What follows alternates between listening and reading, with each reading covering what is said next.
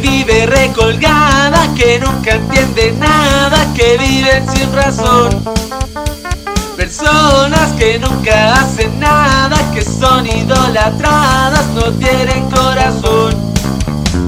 Palabras que nunca dicen nada, que escucho en la semana, a donde sea que voy.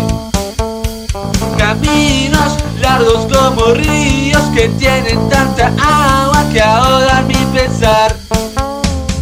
Gente que vive dando vueltas, no van a ningún lado, nunca van a parar. Letras que no transmiten nada, que escucho en la radio y no me hacen pensar.